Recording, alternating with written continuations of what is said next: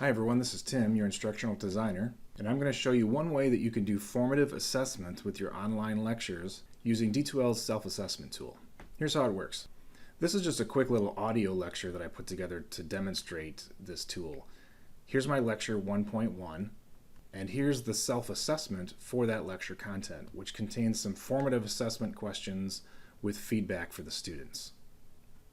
My audio lecture has 3 main points, and then at the end, I tell students to click the next arrow and take the self-assessment. So I'll click next, and here it is. I wrote 3 formative assessment questions, 2 true-false and 1 multiple choice. And for each question, I wrote feedback for both correct and incorrect responses. Here's how it works. Question 1 should be false, so if I choose true, students will see my formative feedback. I kept it really simple, but you can be more detailed if you want. Here's my feedback for the correct response.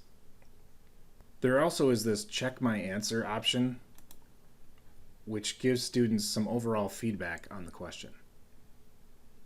Question 2 is similar.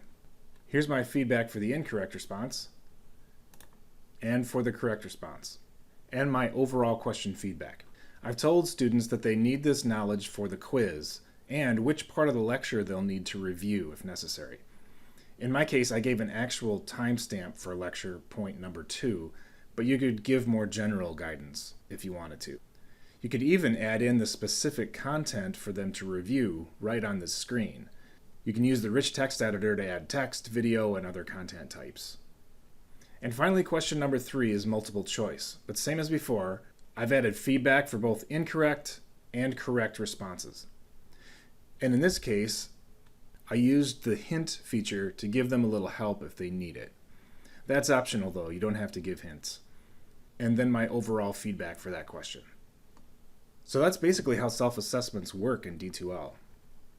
Using this tool, you could break your audio or video lectures into smaller chunks. And after each lecture chunk, you could give a self-assessment, so students would have some active practice and formative feedback. This is kind of like your proxy to do what you'd naturally do in the face-to-face classroom. Hope this helps.